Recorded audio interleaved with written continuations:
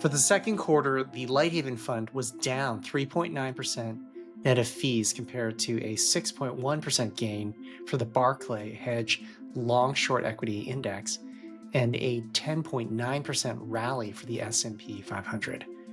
Year to date, the fund was down 5.2%, while the Barclay Hedge Index and the S&P 500 were both up 6 and 6.2% respectively.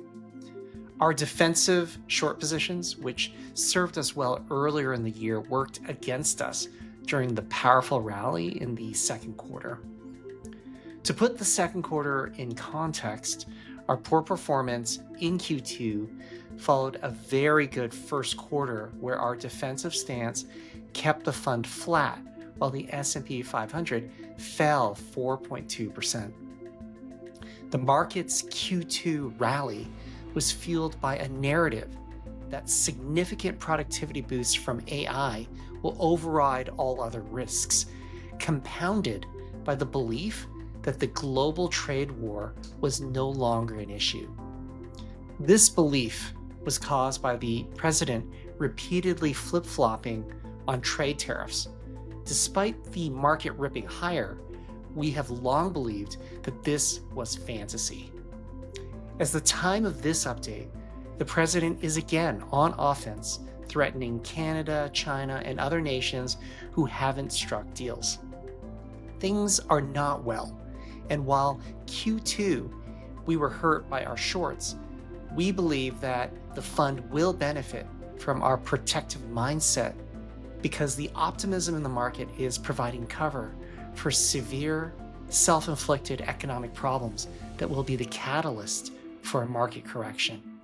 The productivity gains from AI are real. We are already seeing companies reduce costs by laying off white-collar workers and pausing hiring during this transition. This will improve profitability for some companies. The belief that this justifies an across-the-board increase in valuations, however, is deeply flawed.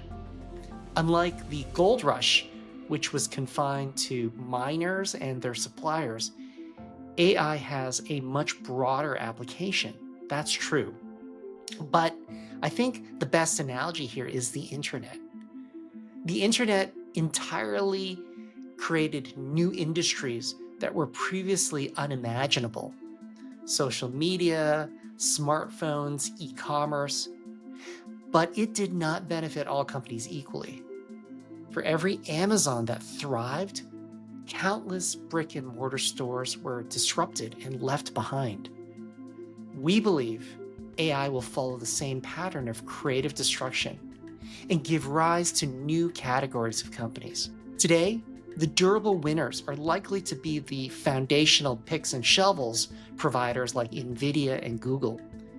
This is why we initiated a significant position in Google in the second quarter.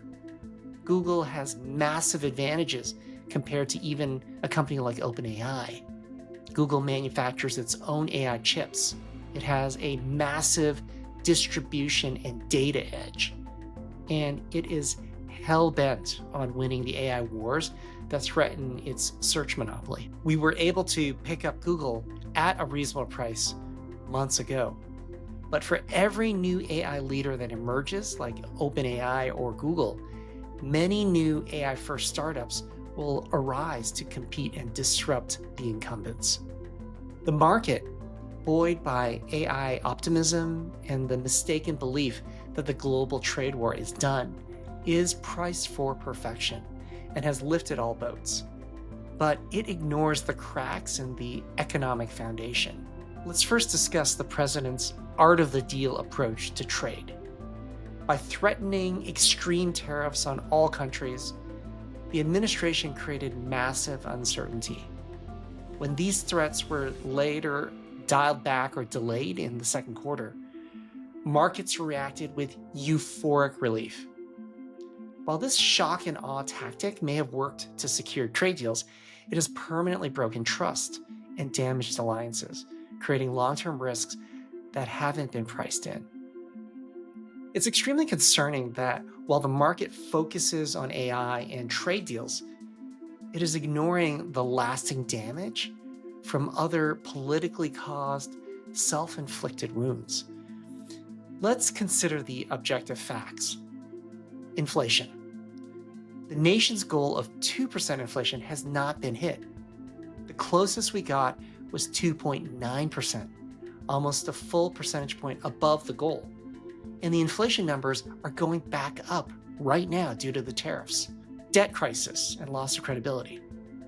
The US national debt now stands at over 120% of GDP, a level that surpasses even the peak immediately following World War II. This fundamental instability was recognized when Moody's downgraded the US credit rating on May 16th. And this follows several other major credit rating agencies that previously downgraded the US credit rating. Compounding this, the interest payments on our debt now exceed annual military spending, an attack on our institutional independence. The president's public attacks on the Federal Reserve are a serious threat to the central bank's independence, a cornerstone of US and global economic stability. This rhetoric erodes global confidence at a time when it is most needed.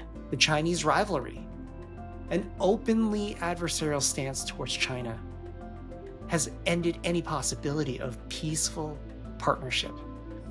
We have poked the bear, and China is now stepping up to become a direct military, economic, crypto, and AI rival on the world stage. The immigration brain drain. Our current immigration policy is actively discouraging the world's best and brightest scientists and engineers from coming to the US. This is creating a self-inflicted brain drain that will cause a severe shortage of skilled workers and harm our long-term competitiveness. The valuation bubble. The Shiller PE ratio is at more than 35, a level seen only before major AI crashes. The AI social contract. The productivity gains from AI have a dark side the market is ignoring.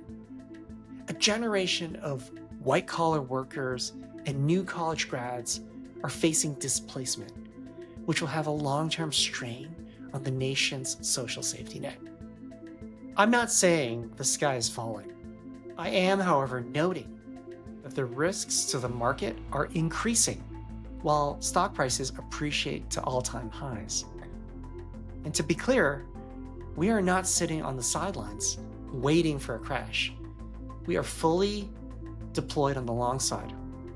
We have covered most of the shorts that worked against us during the Q2 rally, including Big Five Sporting Goods, Camping World, iRobot, Jack in the Box, Kohl's, Malibu Boats, Office Depot, Rent the Runway, Stitch Fix, and Wayfair. And as mentioned, I've deployed capital into our highest conviction AI leader, Google. We see the market strength and we are participating in it. The market is partying like it's 1999, but it feels like a party where few are paying attention to the structural cracks forming in the foundation. This is a time to be fearful when others are greedy. And as soon as the objective manifestations of the problems that I mentioned surface, market optimism can turn to pessimism in the blink of an eye. As of the date of this letter, the fund's current positions are as follows.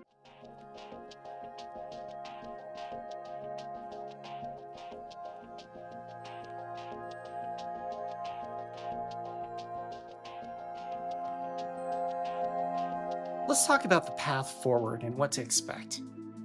The same forces that drove the market down in Q1 and up in Q2 will likely create significant volatility.